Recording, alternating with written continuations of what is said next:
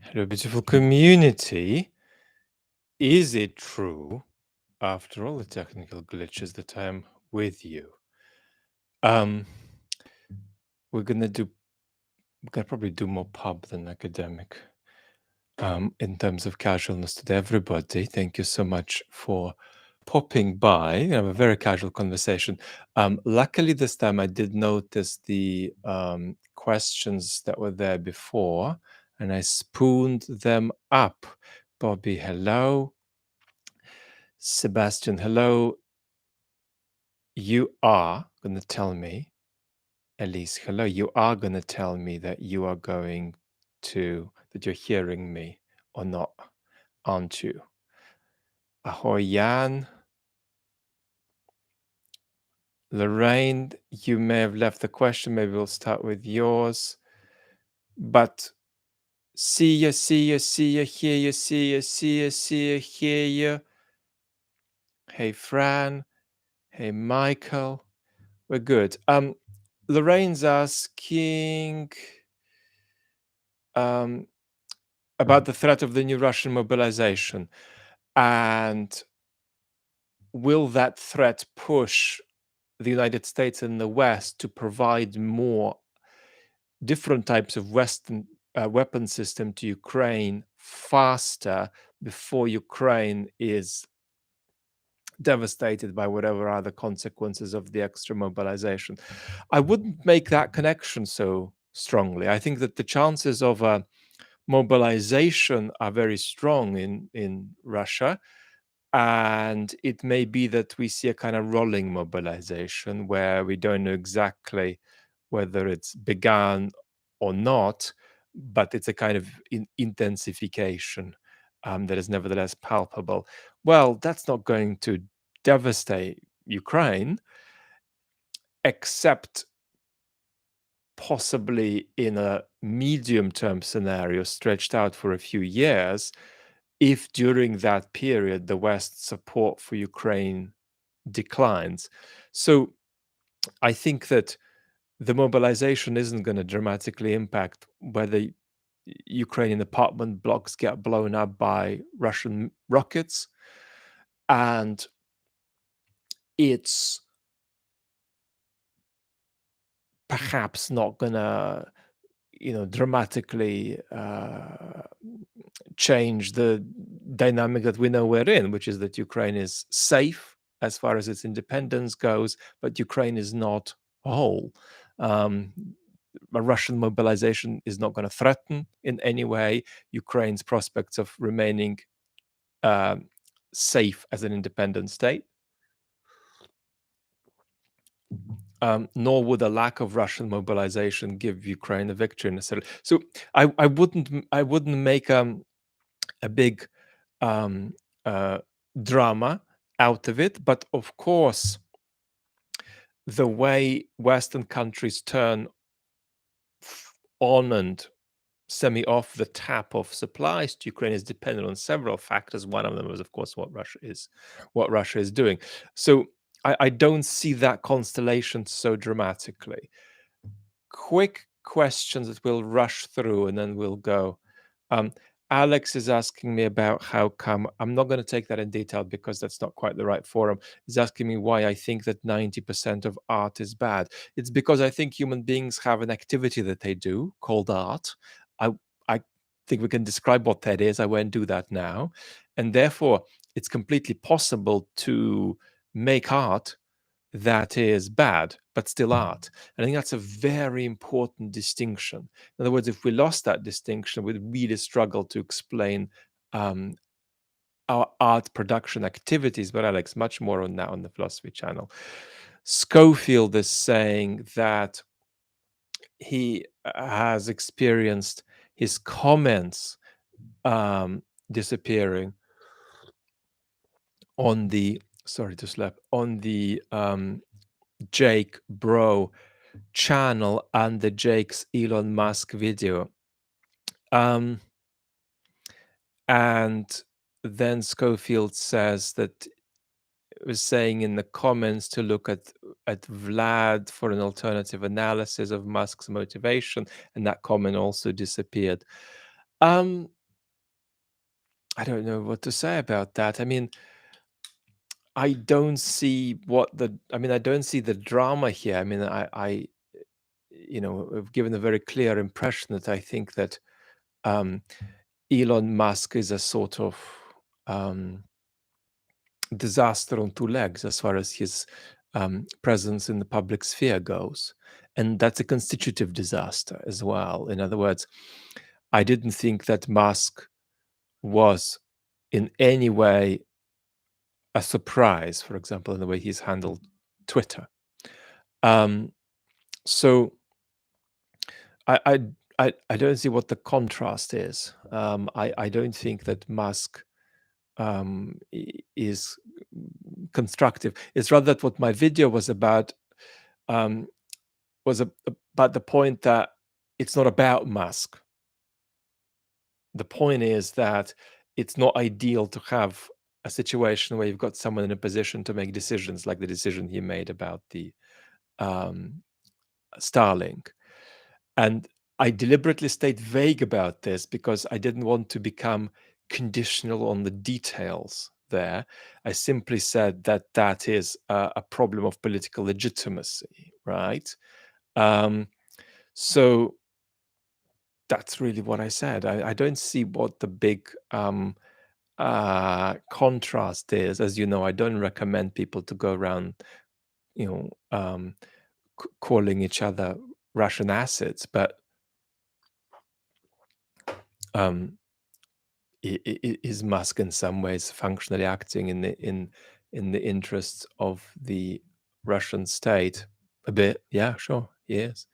About Jake's policy, I don't know. Jake and I are supportive of each other on YouTube. Jake, I don't know what his house rules are, but one thing I like about Jake very much is how Jake treats smaller YouTubers. I've witnessed that, and I can tell you it's outstanding because often behind the scenes, um, with lovely fuzzy YouTubers with big fans, it's not so pretty. There's a lot of toxicity about, and I've been so impressed by the way Jake has interacted with other people on the platform, particularly smaller people. And that's been fantastic to see. Robert, Schofield, feel free to come back if I'm missing your point. Robert, sorry for all the issues you've been having with your video. So our main channel video crashed on export after a 7-hour export yesterday, and today it crashed. I was certain it was going to go up today. It's finished. It's been finished for 2 days, and it crashed after 8 hours today. So either I can dig something out of this situation and make it work, or I'll need some kind of roundabout solution. We will see. It's a very healthy rant that's coming on the main channel. Pumpkin Rick, any views on Solovyov and Alex Jones? No, I haven't seen it. I think I've seen a couple of people cover it. I've noticed a couple of people cover it. I can predict what the interview would be like verbatim.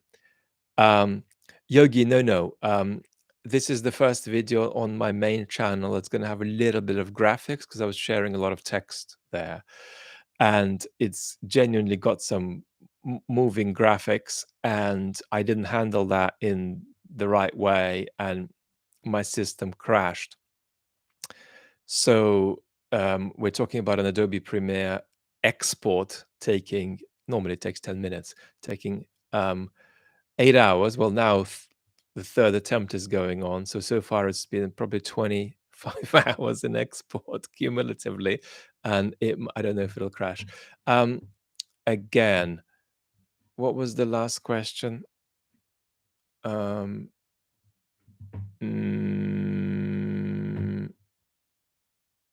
yeah, Alex Jones and Solovyov. I can predict verbatim that conversation. It'll be a very asymmetrical conversation because the guest on that show, or the guest on Mr. Solovyov's show, Alex, would be 34%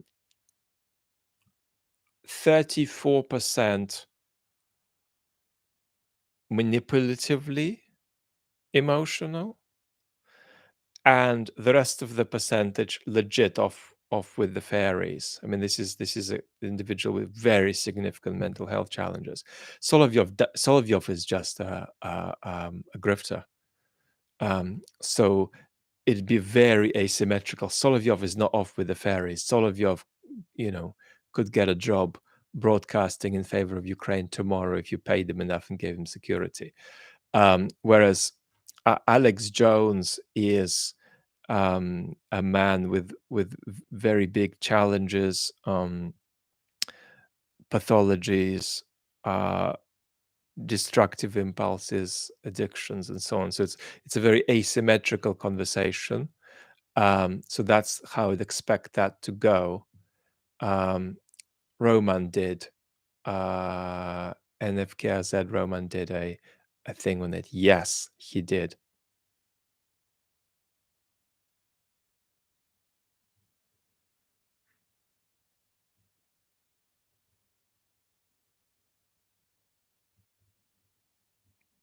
I mean, Schofield, I wasn't even discussing Musk's motivations. I mean, we can talk about what they might be, but I was saying it's irrelevant what his motivations are. It's a kind of crisis of legitimacy when that thing happened.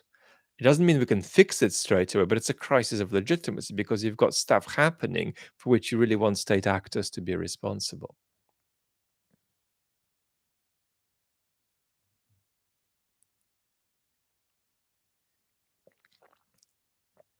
Ozzy Booger is saying Solovyov was complaining that Mercedes software is no longer updated in Russia. Yes, you'd have several of these cars with drivers. It's quite extraordinary. The evacuation of substance in these people.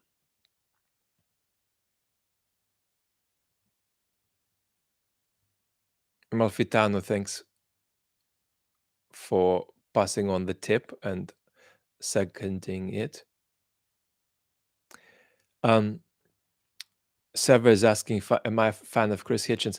I'm not a fan of Chris Hitchens as a serious intellectual. I regard him as a pop intellectual entertainer, and I adore him as that. As soon as you move him to the other box, then I say, no, sorry, no. I mean, we need to begin saying elementary things about the sociology of religion, for example, that were not remotely within Christopher's reach in his discourse. But he was a wonderful thinker, speaker, writer in that realm of the somewhat pop. And you'd want him for dinner in the way you wouldn't necessarily want his brother for dinner. Or some would. But then the last unfinished book he wrote is my favorite. I've read that closely, and of course, all of these moments when he was still active, when he was doing things, but he felt as sick as hell, is stuff I really, really understand. So I enormously related to his last book, and there was a lot of truth in it. And I also found extremely beautiful all the things Martin Amis said about Christopher Hitchens when he died. When my closest friend in the world died suddenly and prematurely, I related a lot to the sorts of things that Martin Amis said about Christopher Hitchens.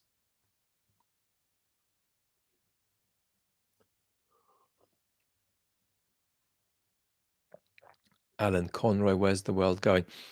It's important to not over romanticize the past too. It's not as though things weren't a mess in the 1930s, in the 1910s.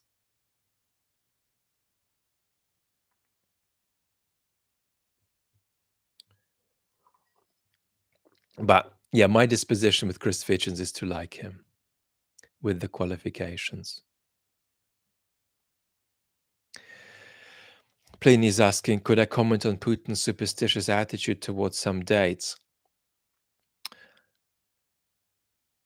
And the very idea of dates. So some people claim that dates are of significance to Putin, and I think that that's true. And it might be true a little bit top down, it's important for Putin, but it also might be true bottom up that people like doing things for Putin around particular dates, his birthdays, various anniversaries, and so on. Plus, Putin has got quite obsessively interested in history since, I would say, about 2010 on, and not in a healthy way, and that dates play a role there too. And the mystical turn in his political thinking plays into this as well, as does the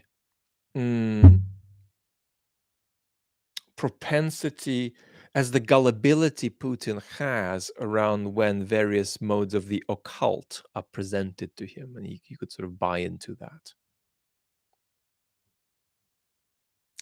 I don't think that Ingrid, in Putin's case, perhaps you're asking a bigger question. I might escape it for today, but in Putin's case, this mysticism is rather self-created, and that's why we always underestimate. We always overestimate in the way we discuss Putin how far he follows various traditions. I think that all claims about how Putin follows a certain religious faith or how he follows a certain um, mystical ritual, or how he follows certain intellectuals like Ilyin, all of that's overestimated. Putin is a guy who works with quotes, not with ideas properly tied together. He works with quotes, and he dips in to books that are sophisticated, but reads the simpler ones.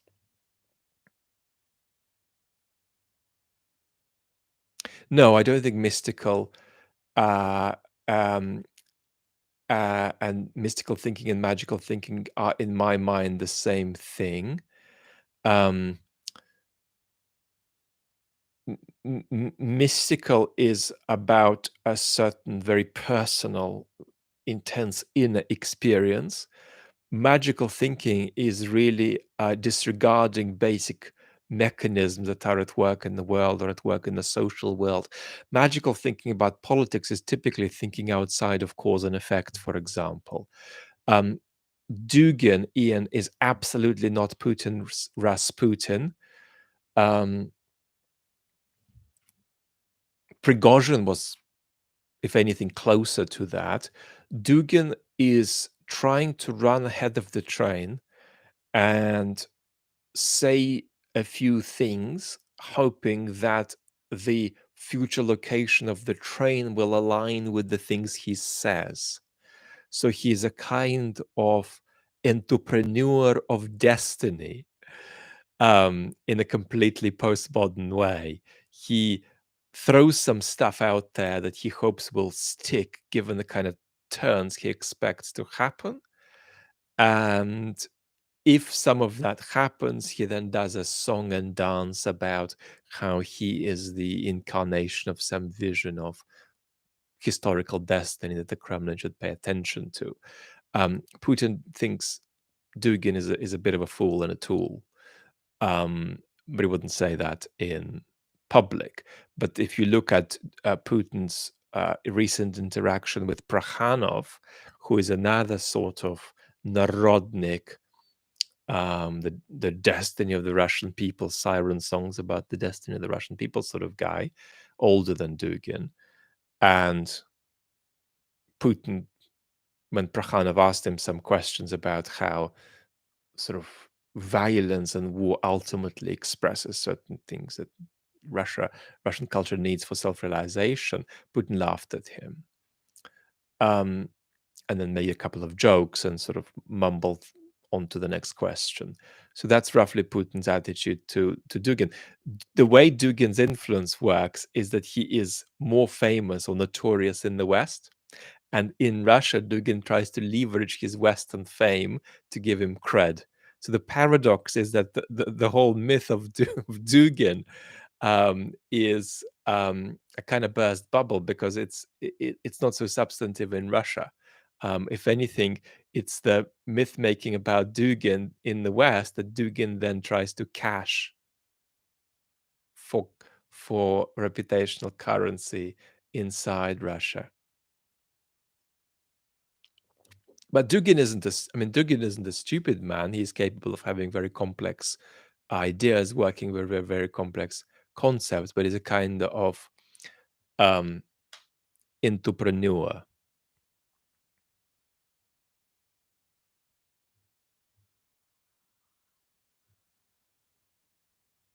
Self-realization and Putin are not close to each other, random dad is saying.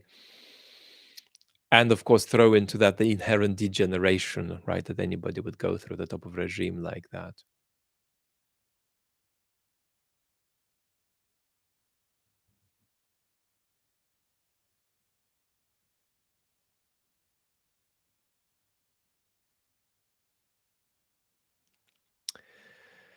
Mick Morrow. No, I don't interact with. Are you aware of Russian commentators responding to my public work?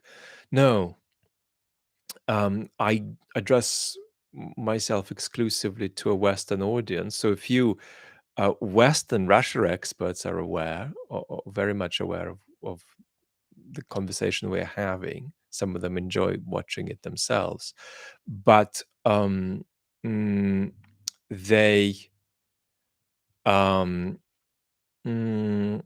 they are Westerners. I'm very particular that it would be a serious mistake, and including in an algorithmic sense, to try to cultivate a Ukrainian, or for that matter, a Russian audience, because everything I say isn't tailored, right, for these people. It's tailored for us in the West, even though we're focused on Eastern Europe 78% of the time. So that's how I'd put. A few people are aware, and of course, people on YouTube are aware of each other too, and are through networks connected to each other.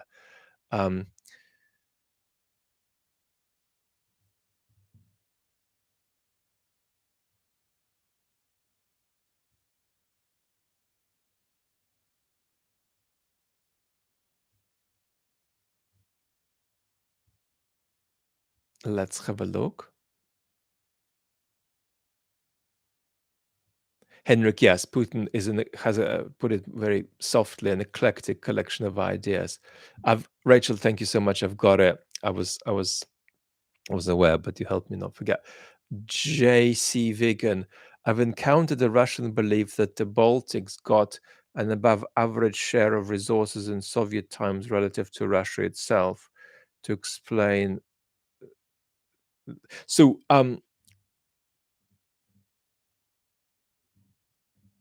I won't answer that question directly, but indirectly, a helpful thought is that the paradox of Russian imperialism is that in economic quality of life terms, it wasn't the case that people in capitals of countries that were part of the Soviet Union, whether it's Kazakhstan, Ukraine, the Baltic states, these people had a better quality of life than people in rural Russia, right? So, and in fact, particularly with the Baltics, they were rather idealized and thought of as being almost too European to properly be part of the Soviet Union. So that they felt as a kind of aberration, and when I spent a lot of time in the Baltics in the 80s as a child, and um, and that was a holiday destination for a lot of people who couldn't afford to go to Crimea as well. And it felt a bit magical to me. I mean, walking around, um, in Latvia and Estonia felt to me like I was sort of a quarter of the way to Belgium, and Poland and the Czech Republic were romanticized. Um, my grandmother went on a trip to Eastern Europe. Well, that may have been Yugoslavia, and she I think, brought me a pair of shorts in the mid '80s. And I thought, This is an actual object from Yugoslavia. This is incredible." Um, and so that's an important feature to note, as an indirect answer to your question. Boris, how are you doing? Thank you.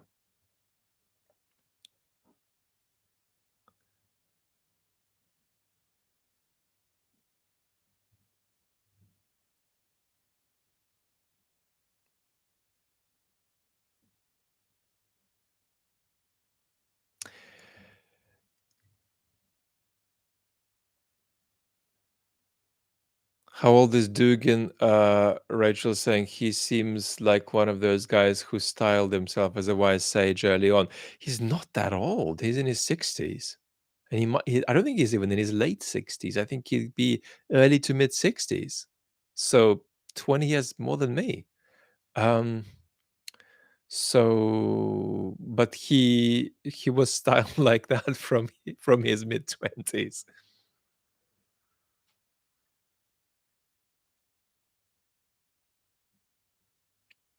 Seva is asking if I have any favorites from 19th century Russian literature.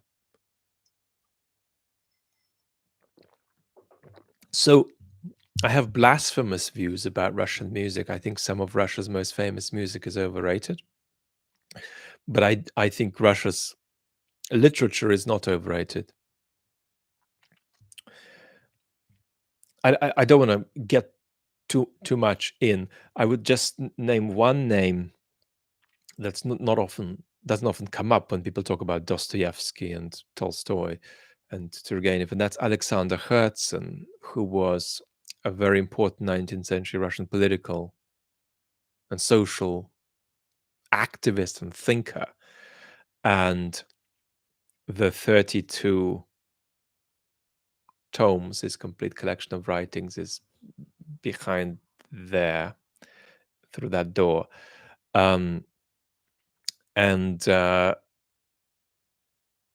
I don't have a deep direct relationship with him, but through my very deep relationship with Isaiah Berlin, who in a way did quite a lot to bring Herz into the West.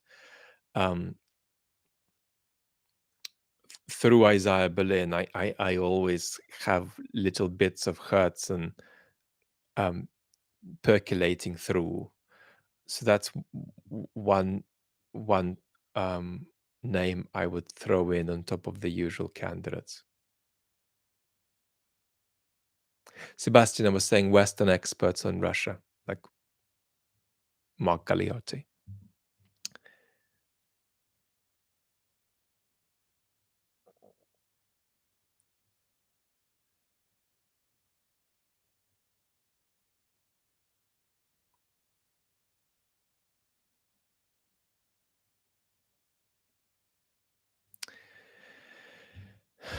Stefan is asking, what are your thoughts on the Russian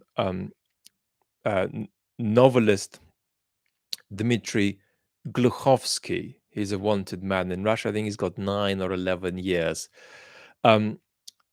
He's very successful at a very young age, and one of the most constructively articulate voices that Russians desperately need now. So Glukhovsky is doing a phenomenal job of helping Russians talk to themselves about what on earth is happening. He obviously takes an extremely strong pro-Ukrainian position. or as he would put it, a very strong anti-totalitarian position. Um, Absolutely outstanding, and you got to call things as they are. One of the best uh, people of the younger generation on earth who grasp Russia. His grasp of Russia is much deeper than mine. Um, and I can only give very big. I can only give very big credit. And if Russians ask who to listen to, that's somebody I really recommend. And he also doesn't. He doesn't go beyond where he belongs, as it were. He doesn't begin getting out of his lane, which is very important. So he's not going to discuss, you know, complex political philosophy. He's going to say this feels like that to me, and then that feels like this to me. And so he is an extremely authentic, almost uniquely authentic Russian voice. So outstanding. His English is excellent, but maybe not so phenomenal as to make him instantly as compelling.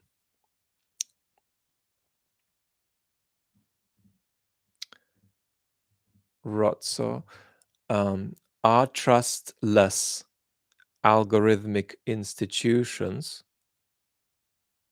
think for example blockchains that evolved, going to be able to contribute positively to the future of democracy? No. Or is this whole area another example of magical thinking? Yes. No form of a market of ideas is ever going to contribute constructively to democracy. It's an extraordinary bit of myth that you can get away with perhaps in Silicon Valley, but only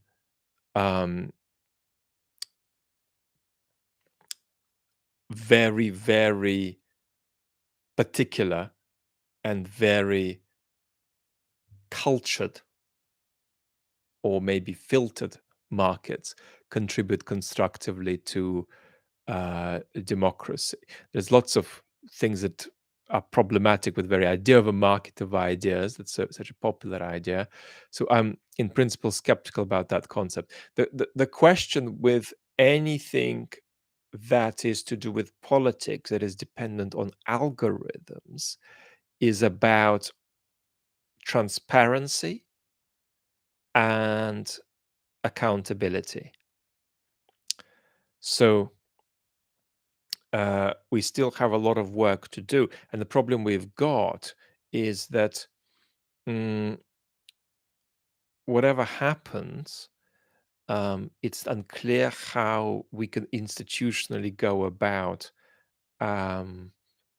doing what we need to do, right? How can we make algorithmic relationships people have with each other democratically adequate, right? That's a very difficult thing. But these very basic questions about how our relationships are mediated by the algorithms we share go to the heart of, you know, the sustenance of democracy. So these are hugely important questions, and they obviously generate problems that we can recognize as problems, but we don't have immediate solutions. But the first solution is to actually talk about it, not dream our way through it. And so this is a very important conversation to have.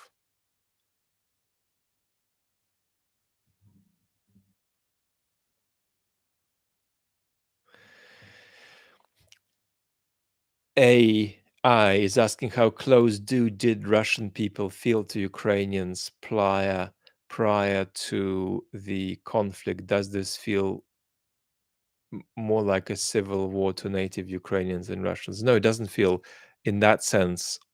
I mean, I do think there is a sense in which there's a conflict on the ex-Soviet space that's helpful to cast in terms of the imperialistic authoritarian side and the rejection of that side. And that conflict goes across Ukraine, Belarus, and Russia. Ukraine's clarified itself on it. Belarus hasn't, but it's gone further than Russia, much further than Russia in clarifying it. And Russia probably has 20, 30 million people who are, clearly, consciously against this imperialist authoritarian story. Um, there was um, a certain kind of consciousness forming in Ukraine over many years that has culminated in what was already, in many ways, a kind of anti-colonial sensibility, anti-colonial movement that the war stimulated even more. But that's been happening for years. At the same time, the interpenetration of the two societies is very considerable. There's so many people in, Kiev who know people in Petersburg, but these relations have become very strained in many cases for obvious reasons. That people on the Russian side are not grasping what's going on properly. So I think the interpenetration between the two societies is very great.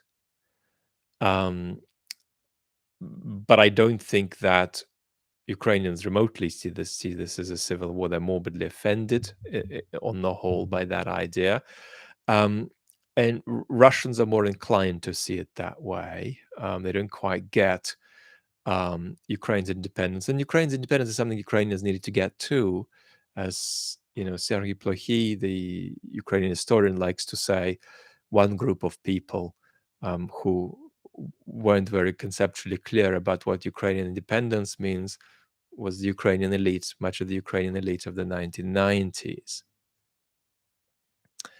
But these interpenetrations between the two societies are, catastrophically broken now and strained.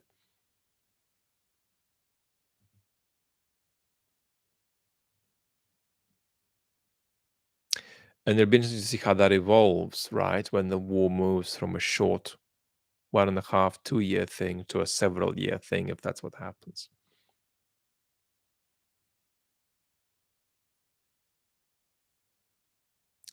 Only facts. What do you think is the danger of Vivek Ramaswamy convincing people to abandon Ukraine?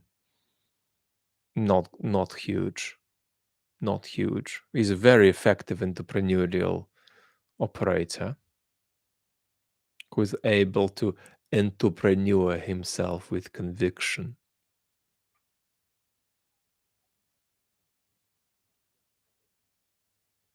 Pliny is asking, are universities not democratically useful idea markets?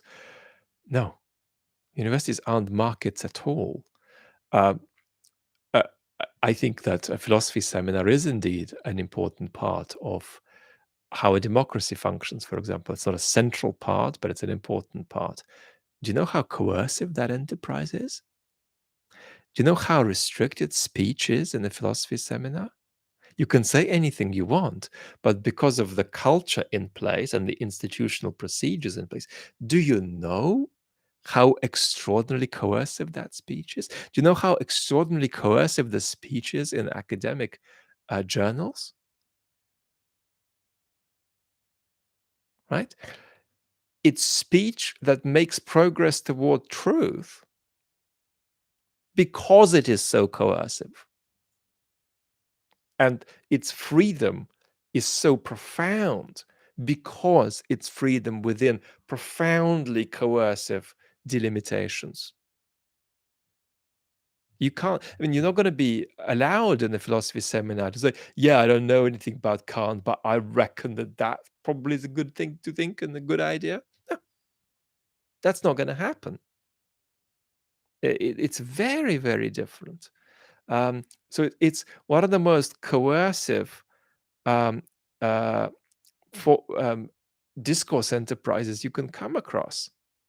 Um, it's a very particular thing. It's like a game of tennis.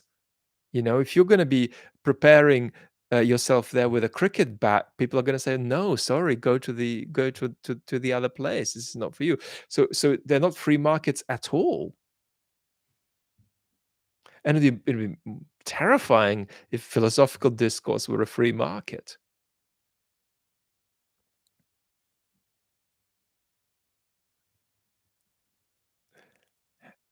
Hello, Chris from the American Empire.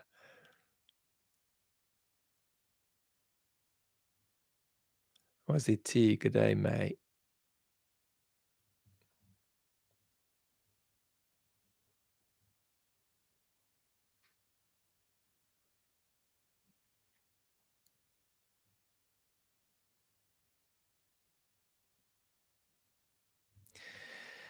Amalfitano, any thoughts on how to engage with friends who insist moving to Europe from the US is an individual solution to political problems in the US? Wow. It's personal for me, always. I don't think you can generalize. I don't think there is a kind of ethic about this. Um, I mean, let me say something personal here. Is there a part of me, I'm not going to do it, but is there a part of me that is tempted to move to continental Europe post Brexit? Perhaps. Um, so these are personal decisions that people, for example, in Belarus, in Russia, are facing on a much more dramatic level, right? Do I stay? Do I go? Um, what I would say, what I would say is that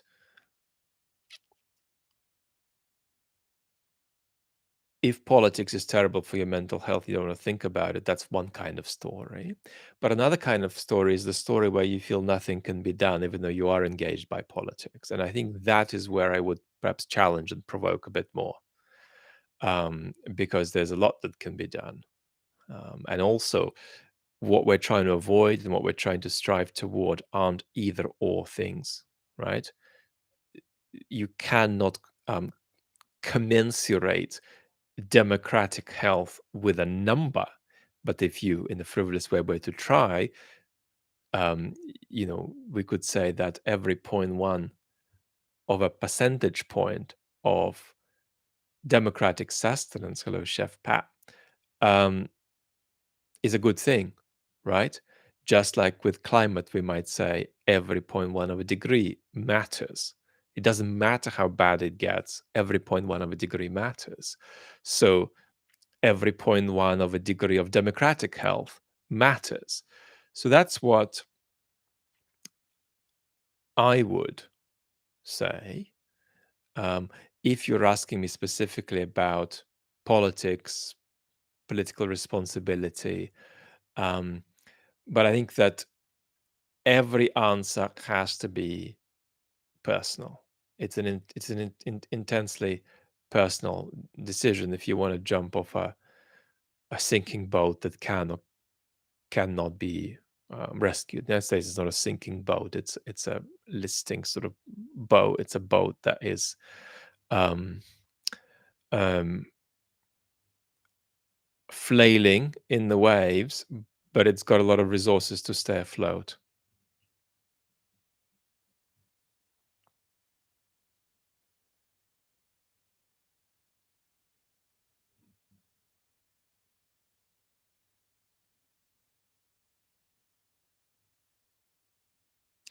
Black Hawk is answering Ian.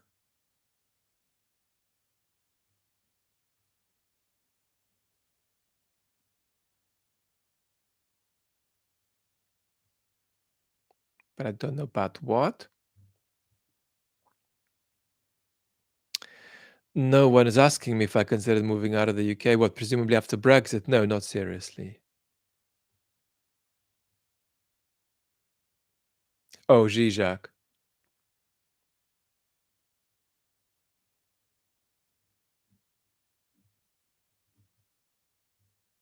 He's certainly capable of saying a lot of um, illuminating things? Is it capable of taking you on a kind of journey where you think better for yourself as a result of engaging with Zizek? That I'm more skeptical about.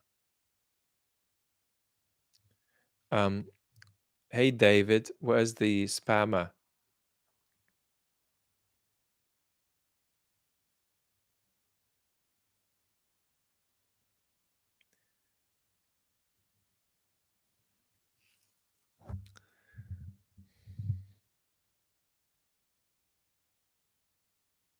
Aussie T, you blocked it for yourself, but I don't think you can block for um I don't think you can block for anybody else because you're not a moderator.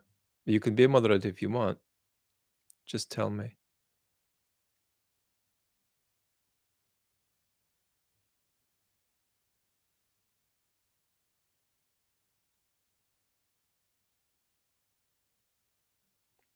Alexander super chat question, okay.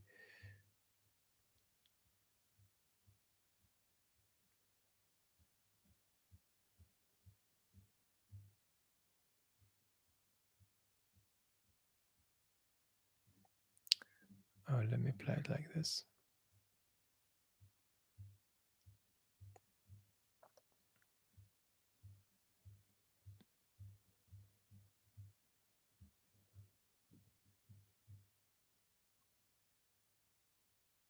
Chef Pat, am I a fan of Vivaldi? I'm a fan of Vivaldi as a pop composer, um, but not as a great composer. But I love, um, I hate classical music as background music. It's criminal for me. Um, so, but if you had to make me listen to some music as background, I would say a period performance on contemporary instruments of Vivaldi would be very good in the background.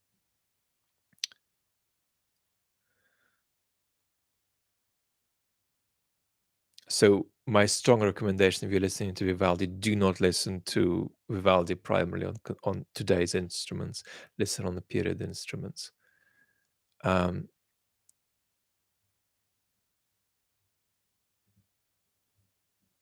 yeah, I can't see Alexander.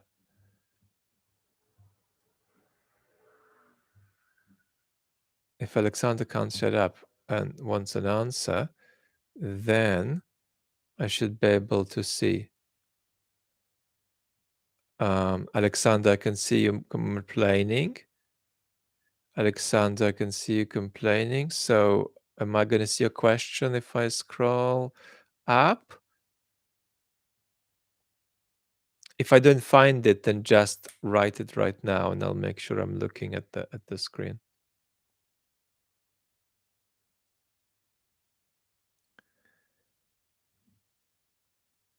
Is that it? Alexander Vlad, I find German tanks rolling in Ukraine again, now in support of freedom and democracy, to be sort of encouraging telos of German history running from unification to now. Any thoughts?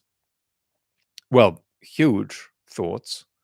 I think the artist Anselm Kiefer will probably tell us more about that sort of thing than I can. I would say that while Germany has many, many problems, the level of self-transparency that, at least for a period of decades, that Germany managed to achieve about its relatively recent past is historically remarkable, even if in some ways now things are sliding gently in an unconstructive direction, as they are in virtually every major democracy. Um, so I think that that's um, a, an extraordinary level of realization of collective self-transparency that is, I think, a quite culturally remarkable achievement. If the Russians could get 20% of that, they should be so lucky. So that's what I've got to say about that. Um, and are German tanks in Ukraine defending freedom? Well, they're not just defending freedom; they're fulfilling the national interest of major states who are intervening in this conflict as they see them. But is this a conflict with a very clear um, right and wrong? Yes,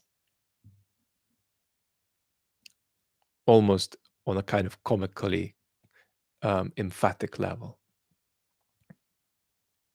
It's not just that one side is destructive and dreadful, it's that one side that's destructive and dreadful literally has nothing to offer except dreadfulness and destructiveness.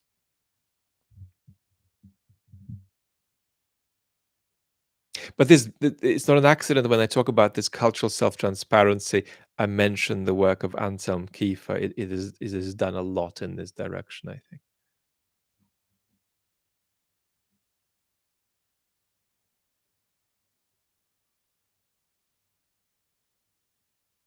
Okay, I will make an effort to add some moderators. It's important that I do.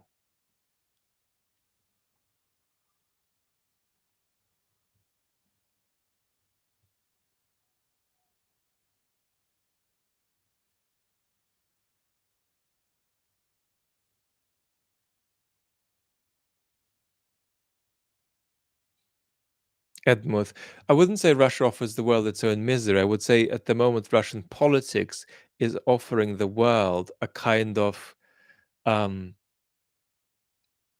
infantile revanchism in the face of a perceived series of wrongs by the West. Carl is talking about Trump Biden.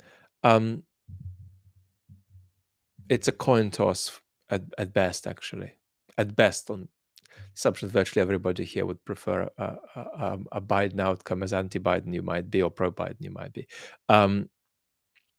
Yeah, it's a coin toss, and this is very shifting ground. So you don't want to make predictions, but if anything, you could give the edge to Trump at the moment.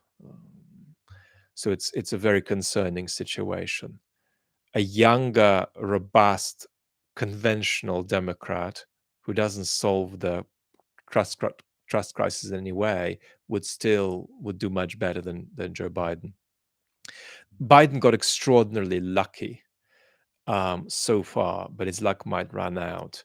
Now, a caveat. Politics aside, I'm enormously personally fond of Joe Biden. Completely politics aside. But as I say, he's the kind of guy who'll call and ask how your disabled child is doing, that sort of thing. But it was one of the most irresponsible decisions in the recent history of American politics for Joe Biden to run in 2020. And he only won through the contingency of the pandemic. So partly he's created this situation out of ambition. But it's turned out that he got lucky. And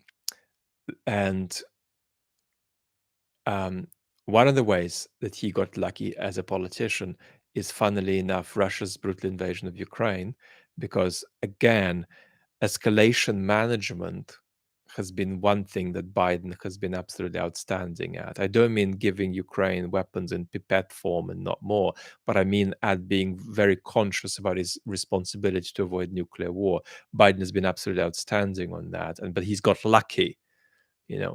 That's a challenge he's faced, but he might run out of luck, and he might prove to be a very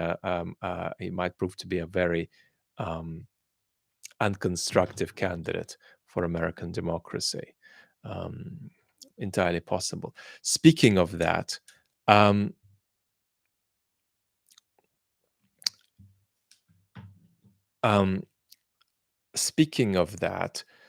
Zelensky was a politician terribly disliked by most Ukrainians, not trusted, rightly probably not trusted. And he's become a great war leader because an extraordinary combination of circumstances came about, whereby just the right circumstances came about to bring out one dimension of his political potential. In most contexts, Zelensky is not a good politician. I mean, you because you don't know anything about Ukrainian politics, the majority of you, sorry, being blunt, but you don't. I mean, a couple of you probably would, but most don't.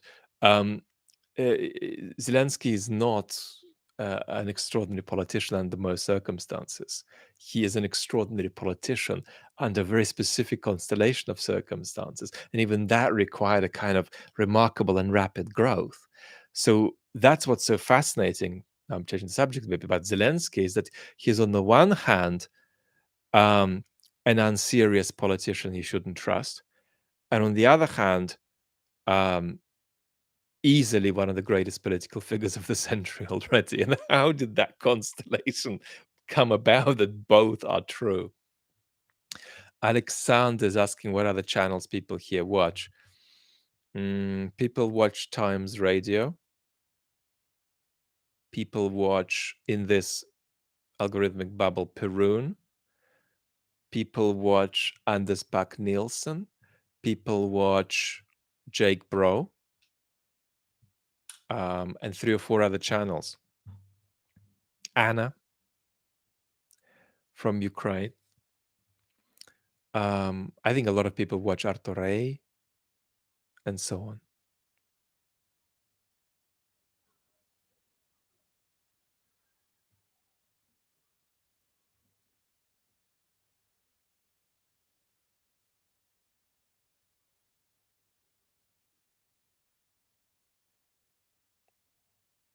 Mary is saying that I underestimate Biden's chance against Trump. Well, I don't, because I'm saying things with low confidence. But I remember about a year ago when I said that Trump was overwhelming favorite to come out on top of DeSantis. I got a package of messages explaining how I don't understand American politics. But I understand American politics. So the problem, in fact, is that there are people who only know American politics and they can't observe the global patterns at work in American politics. So you need to know American politics and you need to know European politics to understand American politics, because that global wash affects everybody, and we can't just assess countries in isolation. William Spaniel. Yeah, I mean, William Spaniel scoops up astonishing numbers of views. The downward machine is asking me again about 1420. I answered that in the last, one of the last lives, and maybe there is a timestamp. It's a difficult balance with 1420 because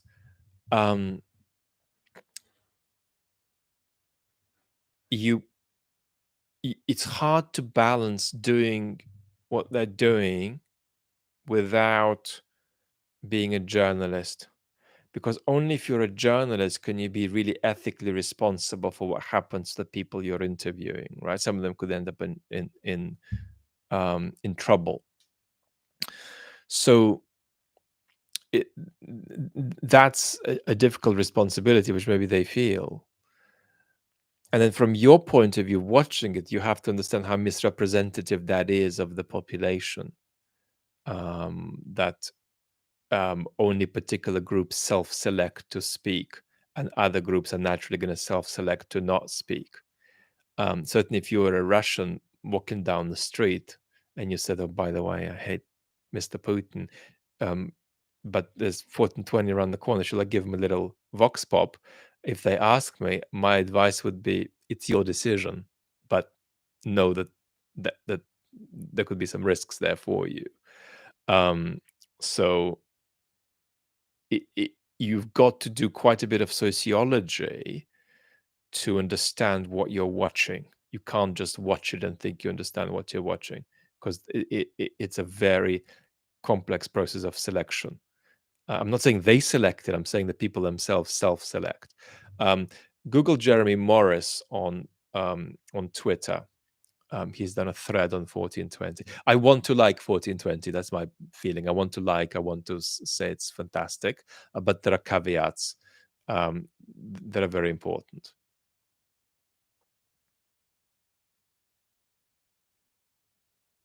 Yeah, old what St. Pushkin House has some great stuff. Um, I think lots of good stuff is happening there.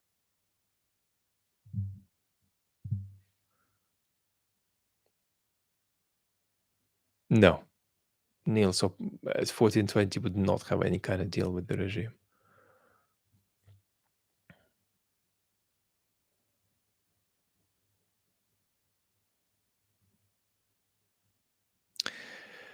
Oh, Jonathan, that reminds me. Jonathan has asked me about a year ago several times to go on, and I, in my mind, promised that I would, but I didn't respond. So I should.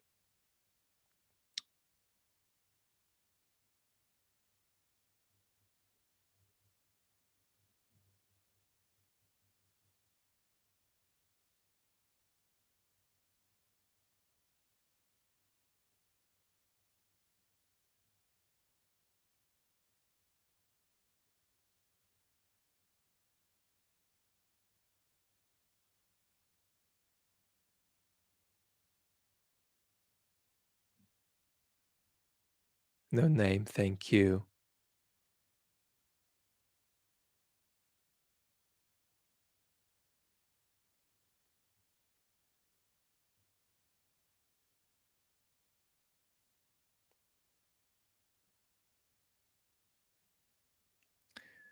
Um, Hontus is saying Zelensky is not the president of the most powerful country, but he's the most powerful president on earth right now. Um, at the level of soft power, maybe, but no. Ukraine's in the wash. Ukraine's in the wash. That is a byproduct of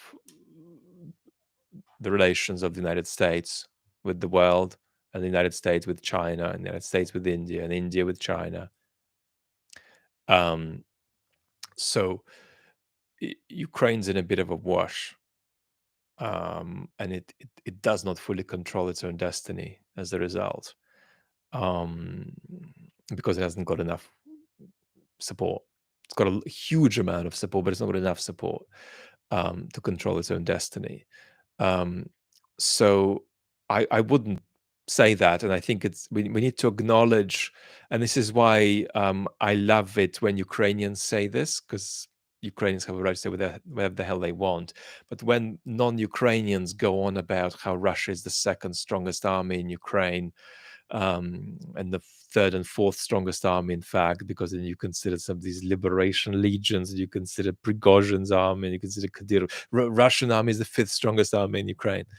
Um, that was okay at the beginning, actually, but now it's increasingly, you could get away with it, it's increasingly in bad taste, in my opinion. Um, you've got a force that is occupying a significant percentage of a sovereign state in Europe, and we can't kick it out. And that's not a joke. There are human beings caught up in that. So please, I'm in love when Ukrainians say Russia is the sixth best army in Ukraine. But as the aesthetic response to circumstances and the war evolves, I now recommend that's a little bit in bad taste to say too often. Um, you know, especially by Westerners. Um, we may feel very happy. I don't know how you feel. You may feel very. I know some of you are not happy, but others perhaps might be happy with the level of support Ukraine has got. And I'm not going to criticize you if you're happy with it. But if somebody else feels that Ukraine could have got more support, you see the news sitting around, right?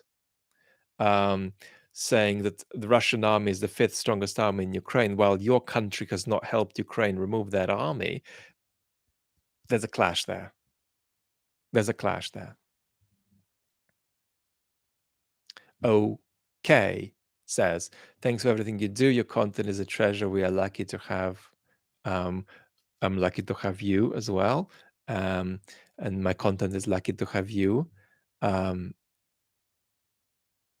and thank you for keeping us updated even through health issues." Yes, this conversation we're just beginning. Chris is saying, how do I see Biden running out of luck? Well,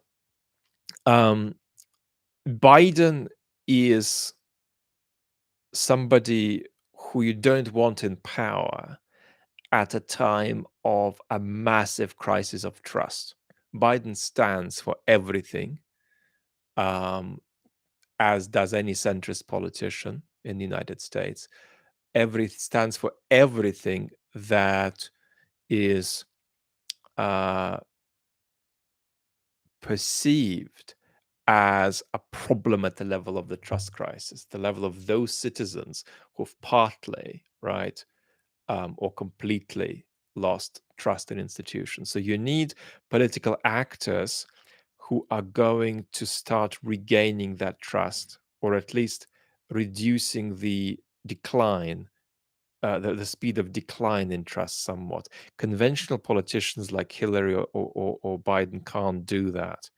And that trust conversation, unfortunately, is not the same as a constructive policy conversation. So that point doesn't go away, even if somebody compellingly argues, well, Biden has done these 4.5 things that are important. So we've got a situation where, um, you know, affairs going on as usual is not good enough because of that crisis of trust, right? And Biden got very lucky that as the kind of candidate he was, he could win against Trump, because he wouldn't have been likely to win without the pandemic and so on. And now Biden may, and the other reason Biden shouldn't have run is because of the diminution of cognitive capacities. Now, I'm a kind of got a lot of experience with that. If you want my assessment is that Biden's cognitive capacities do not impact any major decision making, but they impact him at the level of communication, right? It's not, he is a stutter as well. It's not a stutter, it's a cognitive decline, which he experiences with a combination of arrogance and terror. He is so confident, partly with justification, that he knows how to work with power, that he can just sort of semi-sleep walk through a lot of issues. He's so at home, right, in the office he occupies, that he thinks, you know what, I can work this through. I'm so experienced, I can do this at a reduced capacity. But another part of him just feels lost, the way elderly people whose capacities are declining feel. And you see that in most interviews, right? There's that feeling of sheer fear, right? That you've stopped following it. Ooh, where am I? Where am I? Where am I? And then, I can do this. I've got enough. Even me at 65%, I can glide through this.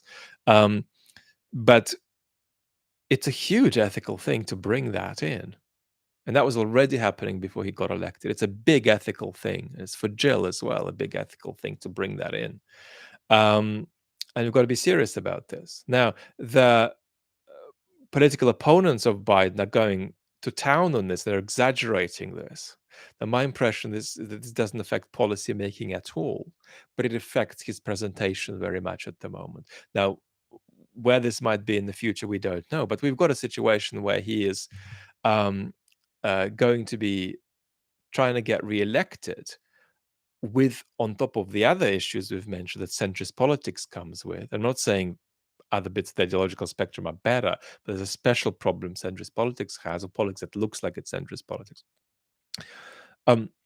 So on top of that, Biden is going to have to overcome the cognitive diminution issue by not appearing as much, and that's hard, and that's going to be taken advantage of. And so he lucked out with that. He lucked out with the circumstances of the election in 2020. In many ways, he lucked out with the war, in the sense that he's somebody who is good at in some respects, steering a ship like that, at least at the level of avoiding major global risks. But in the future, he might run out of that luck. He got lucky so far, and there is a real chance he could have done a lot of damage to American politics. And I would not be surprised if it were true how much Obama didn't want him to run before um, before 2020. So we can talk about that in more detail. This is a bit piecemeal.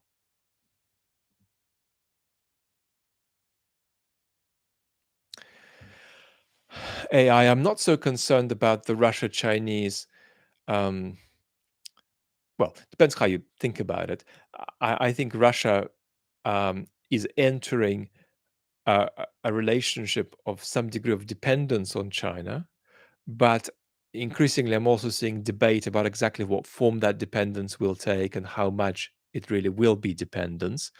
Um, so I want to see that conversation develop. I'm not an expert in this. I'm not an expert in this field, but there is obviously a connection, especially because it is China's project to maximally weaken the West.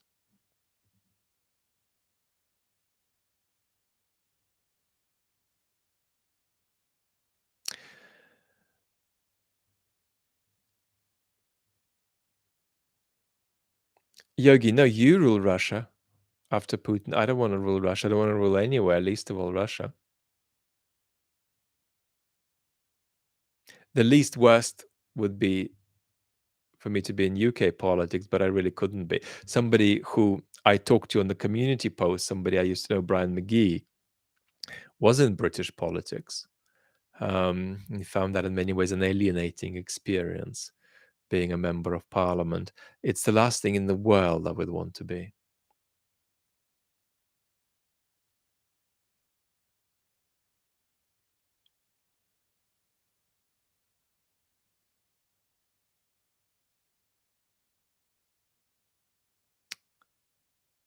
Hello, Bernard.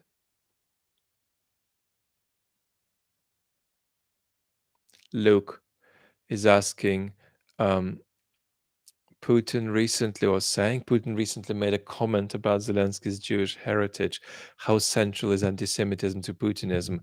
Uh, it's a central tool of political technology. One of the tricks that Putin is trying to pull now, which is a sign of extreme political degeneration because it's so out of touch, is he's trying to say to Ukrainians, do you guys know he's Jewish? Zelensky is Jewish, guys. You haven't forgotten about that, have you? That's not gonna work. He thinks that he's trying different things, but he thinks there is some leverage in that. So that's that kind of technique. It is, as always with Putin, it's a bit of political technology. But I mean, that is just not going to work at all for him, and it's remarkable that he's trying it because he should see that it's not. Um, um, Test Trekkie saying, can we swap Aussie weather for Sydney weather for London weather? Look, you can, but you don't want to anymore because it finished today. There was a heat wave in London, and it was 30 degrees at night. Some days at midnight, it was 30 degrees, which made London feel balmy, almost in a kind of tropical way that rarely happens. It happens for a week or two a year. It'll happen more with the climate crisis. It happens for a week or two a year during the summer, where the city almost feels like, you could be in Vietnam. So it's fantastic, but it's done now. So I'm not sure you want to swap. I think it's going to be raining tomorrow. Okay, saying, is there a major change in US leadership after the next election? Do you think there's enough political will in Europe to keep supporting Ukraine? So Trump might see Ukraine as not so convenient an investment. But in a complex bureaucratic state, you can't just turn off the tap. Um, so I wouldn't think of it as like that in terms of whether Biden or Trump, somebody else gets elected. Um, i- Obviously, there is an outcome that if you're Ukrainian, you're not going to want, very much not going to want, but it's not going to be an absolute sort of, um, you know, either or radical contrast. Um, so I think that's the answer. Broadly speaking, there's going to be um, a. I do think it'll be a disaster for Ukraine to get Trump, but um, I think there is going to be a global diminution of that kind of redoubled support that Ukraine has partly got or felt that it was on the verge of getting. Um, so the support will continue, but the commitment will dilute itself a bit, no matter who is in power where. That's how I'm seeing it. So we may be near sort of peak support for Ukraine.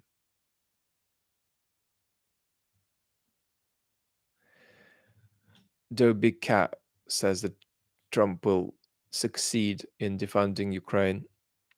Um, Trump will be more effective if he does get elected the second time round than he was the first time round at making things happen. He really struggled to make things happen in his first term.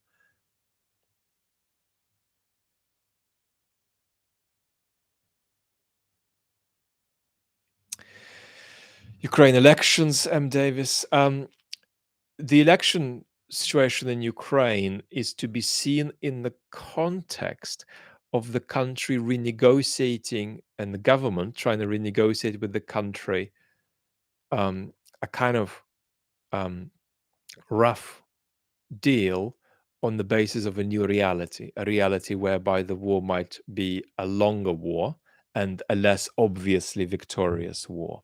So that's how I would see that process in Ukraine, and you're seeing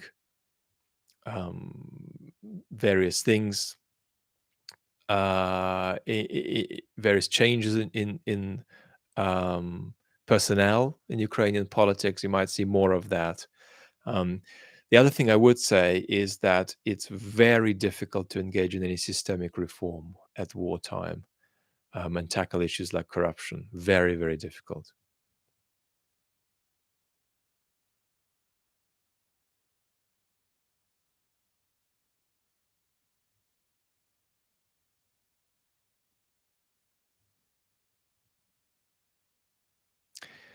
Amalfitano, what is Vlad's name really? Is it Vladislav? Yes, my name is.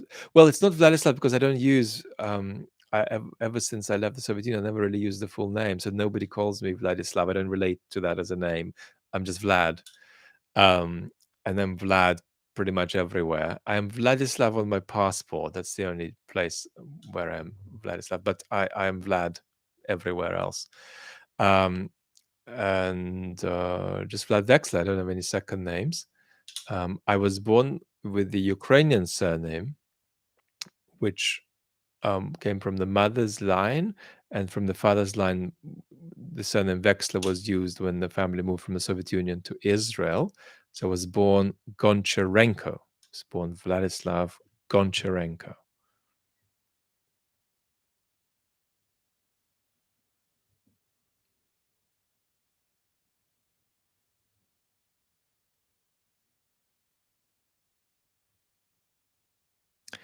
Ian's asking an interesting question. If Ukraine wins, will demographic crisis lead them to open up to immigration? I would see it jointly. In other words, if Ukraine is an attractive place to be and a safe place to be, Ukrainians will want to go to Ukraine, and others, non-Ukrainians, will also want to go to Ukraine and start an enterprise, build a life, and so on. But when we talk about the key sort of 5, 6 things that Ukraine needs, one of them is to get to get its people back who've left. That's absolutely central.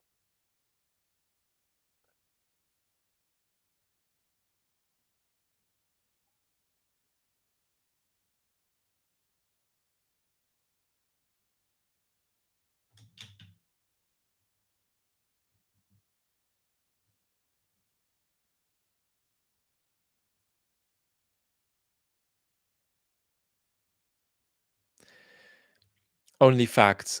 Your question about rejecting all things Russian is a 20, 30-year proposition. At wartime, there is a great consolidation that's going to happen inevitably. So it'll take 2 generations, I think, for Ukrainians to be in large numbers comfortable to reconnect with Russia, depending on what state Russia is in.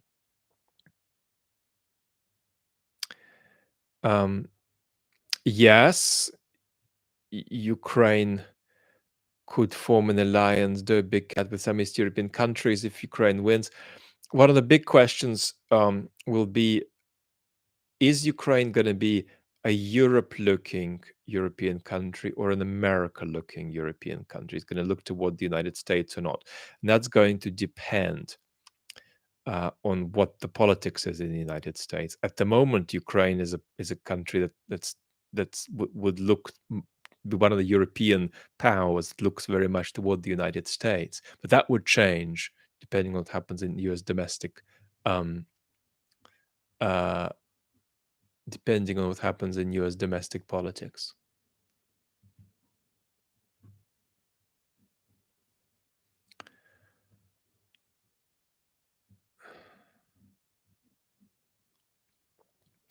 Well, I mean, look, Yanis Varoufakis doesn't share my view of this, my assessment of this conflict.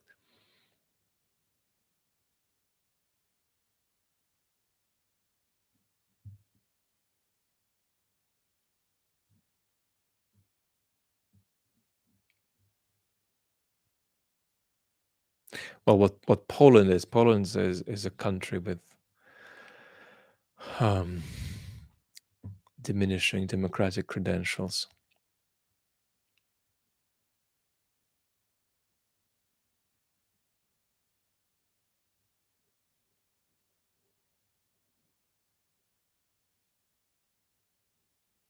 Adam is talking about a far-right EU coalition. Look, my prediction over the next couple of decades is authoritarian right, a wave of authoritarian right politics in Europe.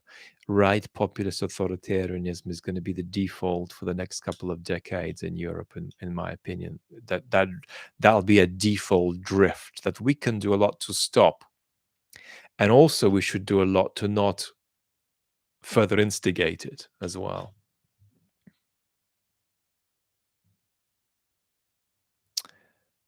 Hello, David. He's not going to hear us because he stays starting from the beginning. David's dogs or cats? Pigs. I've owned pigs. Never had a dog or a cat. If I had to choose between dogs and cats, I'd absolutely choose cats, but I couldn't because I'm very allergic to cats. Sadly.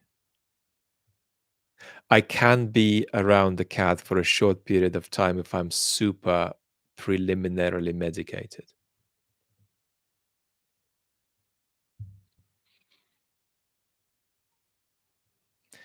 Alexander says Vlad's pigs were named Ruby and Hillary. Yes. I'll show you a video of Hillary at some point. She was very, very fat and greedy. And the other thing, Yulia, is making these connections politically between US and Europe, is just how dependent we are culturally on the US keeping its democracy. Is so hard for the European countries to keep their democracy if in 2031 US democracy really fractures. So the United States is absolutely central to the sustenance of democracy in Europe. Norman, thank you so much. Super effective.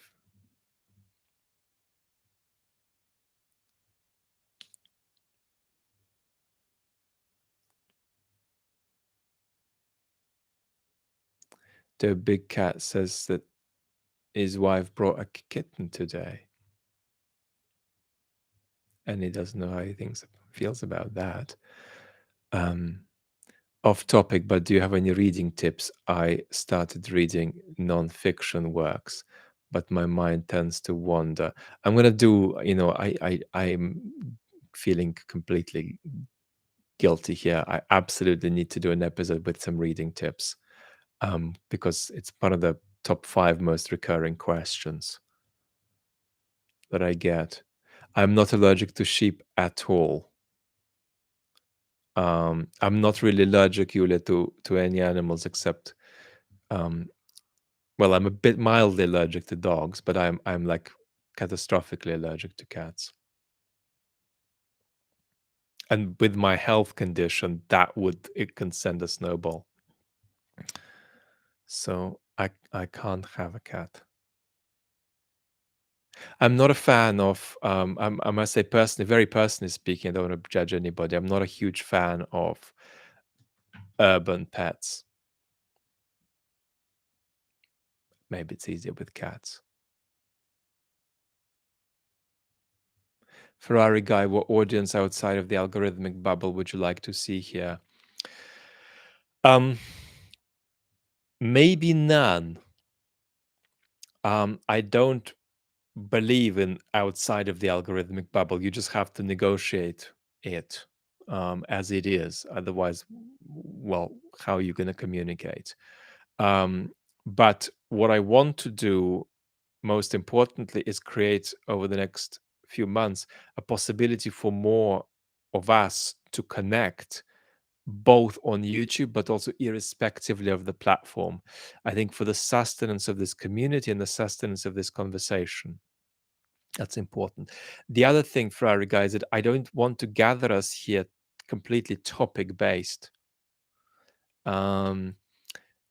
You see what I mean? You feel that very much, or opinion based, right? You feel that very much. You are not, even when I say something extremely strongly, you're not expected to share or even quarter pretend you share that opinion. I really want you to have a conversation with me about how you and I, in different ways, go about thinking for ourselves.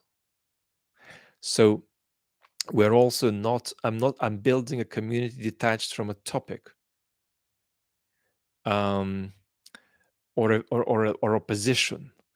And so that's the way we're starting.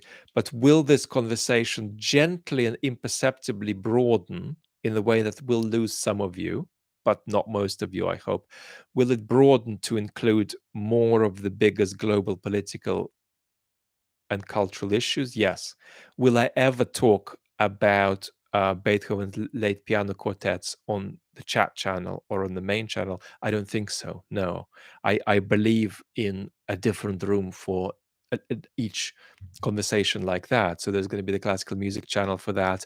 There is going to be the philosophy channel for the more philosophical content, where I'll be even sharing quite a bit of longer form, more, if you like, uninviting content. So I more believe in having several rooms. So that's where we're at the moment.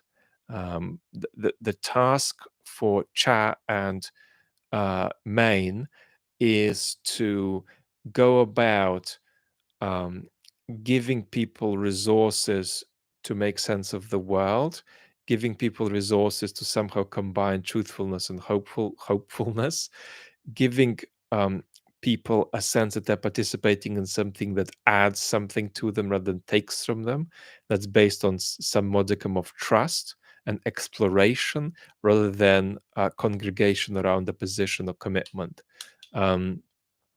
So, that's very, very important to me. Um, and that's where we are slowly, little by little, moving.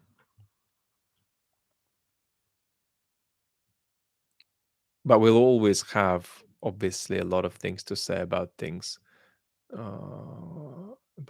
Russian, depending on what's happening in the world. If Russia is breaking up, for example, I mean, that's not something that looks on the cards at the moment, but um, we'll be discussing that.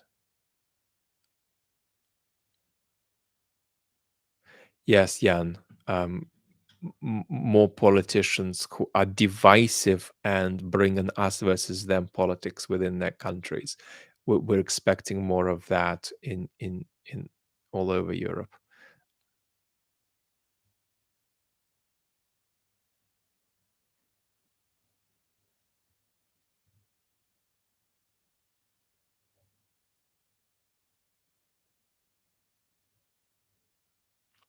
Pandemics. That, do you agree immigration is the best way to tackle low birth rates? Immigration is one of the issues of the 21st century. And we'll be talking about it more. And I don't mean here, I mean everywhere. And the climate crisis will generate an extraordinary intensification of people movements across the globe. The problem is that immigration doesn't work in low trust societies. And one of the arguments that I strongly share that my great colleague Michael Ignatieff has as a view is that what I call the human rights discourse around immigration is dead. And this is true, but tragic. And of course, it's painful for close friends of mine who are, I don't know, CEOs of different charities um, working on exactly these issues. It's hard for them to hear that, but I think that um, political justification of letting people into your country on the basis of human rights is done. So what do? You work on the language of the gift, and that's how you need to justify welcoming people in. And you need to be very worried about how much damage you can do to a democracy by bringing people in without getting the buy-in of the population. Um, there are policies practiced in recent history that did all of that, and unfortunately, you never get away with that without damage. And so, I have a very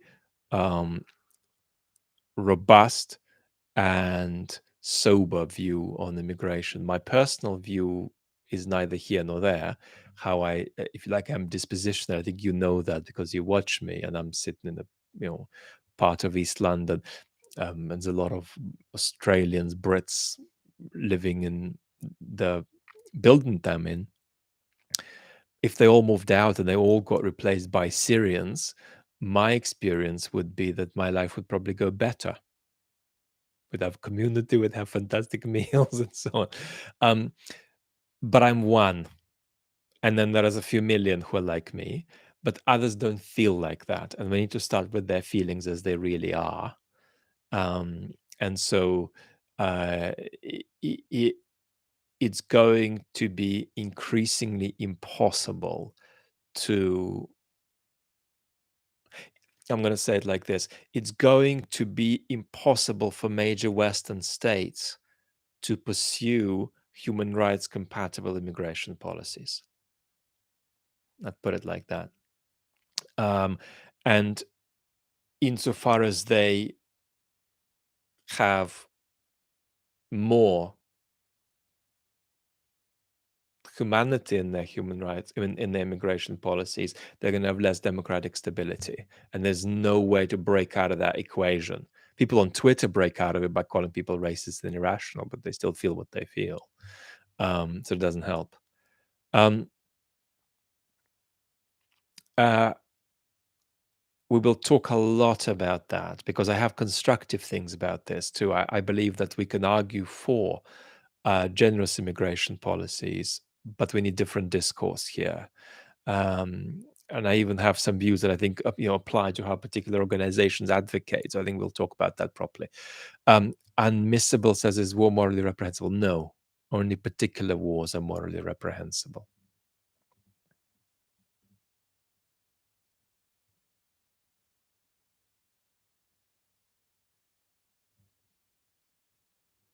And I'm somebody myself who has not just lived in different parts. I've lived in 5, 6 countries, and that's me being sick for half of my life, almost half of my life.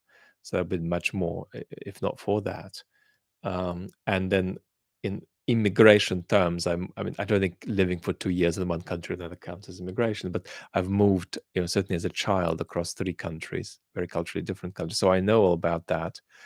Um, and I have empathy, but we're going to have some very, very brutal immigration politics in the 21st century.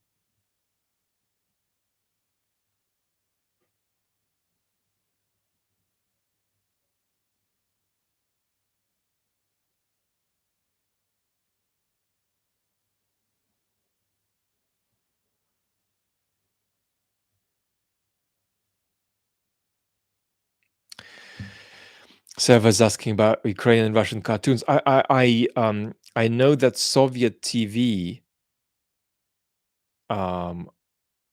was of an extraordinary quality for children's programming, and partly that's a product of the fact that a lot of creativity went into it because people were working in that field who wouldn't have been allowed to work in the adult field.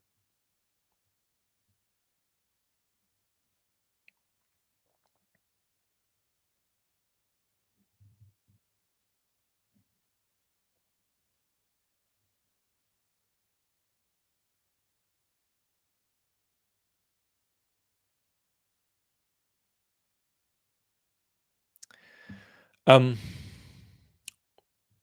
Sanada's saying, how do you guard against um, a portion of your viewers coming to simply absorb what you believe and your reasoning for it, given significant gaps in expertise and political knowledge?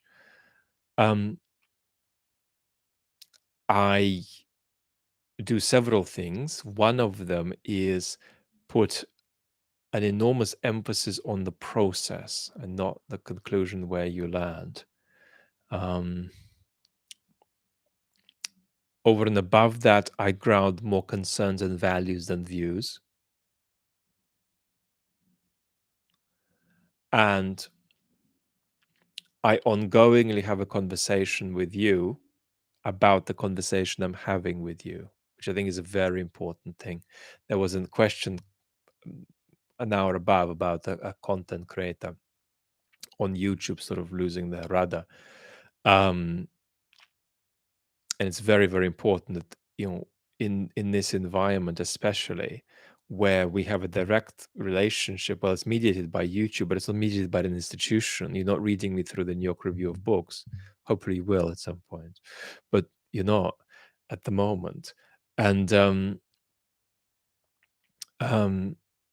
that means that you and I have to have visceral ongoing dialogue, at least sort of 5% of the time, about the dialogue we're having. David, are you optimistic that Ukraine may reach a satisfactory answer and a lasting settlement to this war? And how do you see Putin's near-term fate? I see Putin's near-term fate as very uncertain, but very probably good. I am an optimist about Ukraine's survival. I'm a pessimist about um, Ukraine becoming whole again. A pessimist who is very open to being surprised or being pleasantly surprised.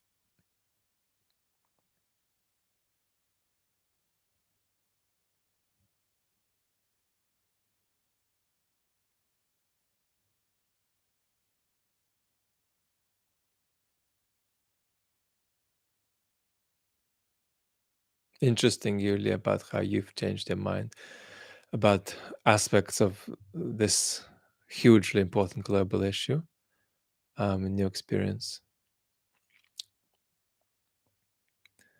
Um, your experience in Ethiopia.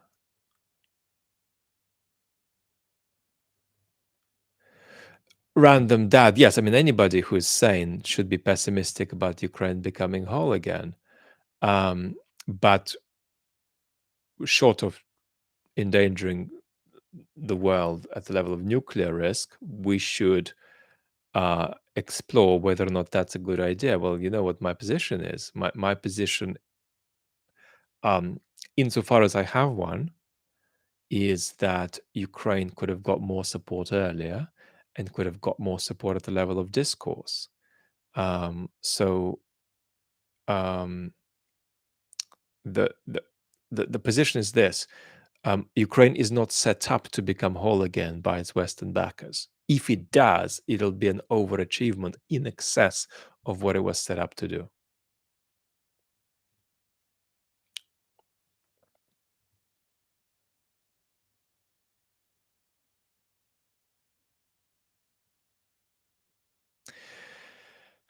Sebastian, I think Putin's a nuclear danger. Whatever happens in um,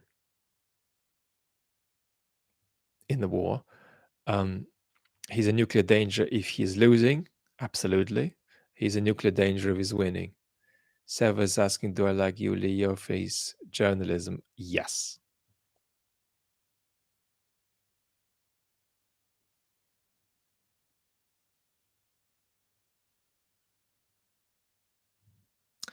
No, Putin could not launch nukes out of spite, though big cat. He could launch nukes out of um, desperation.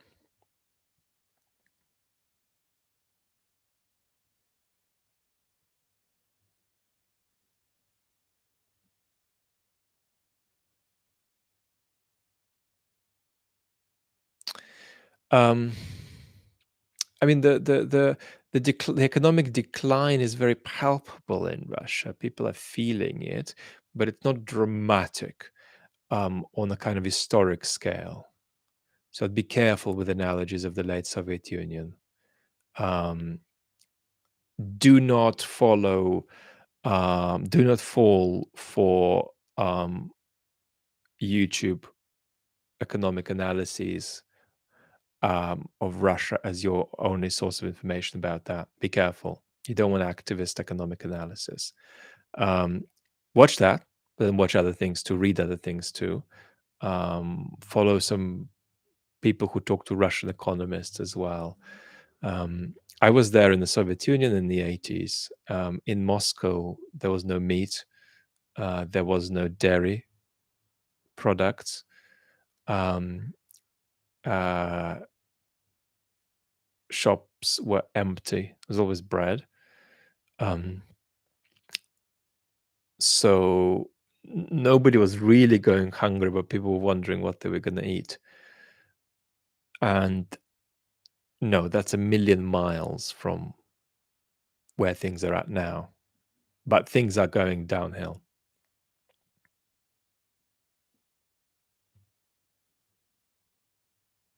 Snad is asking, let's take a couple of more questions and then we'll break up. And I'll try to get working on my video.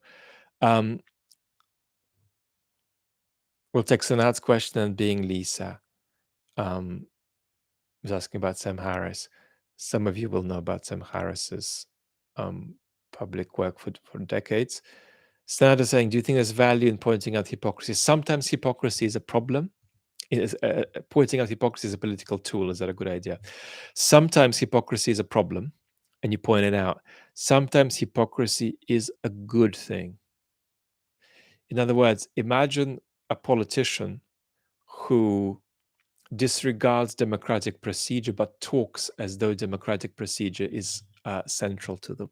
You want that over a politician who disregards it and talks as though it wasn't central.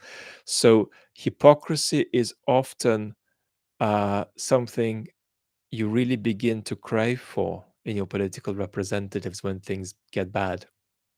right? Hypocrisy is only a terrible sort of political misdemeanor when things are going particularly well, right?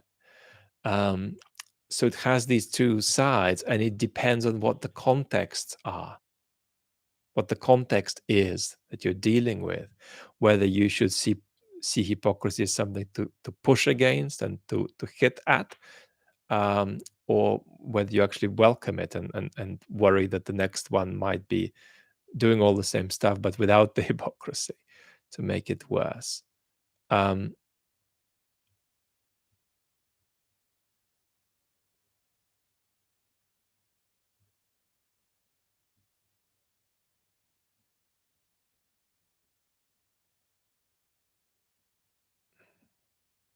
I'm going to talk more about books. There was a Sam Harris question. Being Lisa asked the Sam Harris question. So um, I won't give a big answer. I'll just say very briefly that it's funny how the world moves. Um, I would have regarded 20 years ago, well, I did regard Sam as a welcome but deleterious influence in the informational environment because of his scientism. That's to say, trying to apply a scientific method to context where it doesn't work. Sort of have a very low view of Sam's writings about morality and so on. Still do.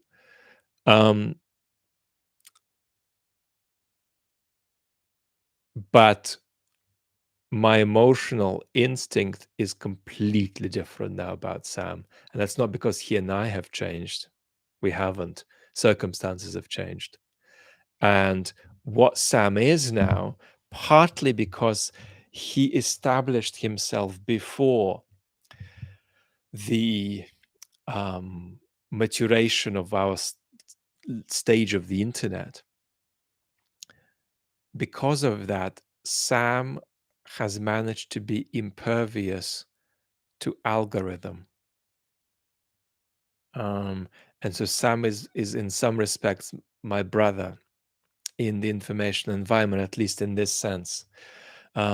Because all the people with whom one previously might imagine him dialoguing are swimming in the algorithm. Their pants have fallen off, their legs are sticking out of the water vertically, and they're floating like this, pretending everything is normal.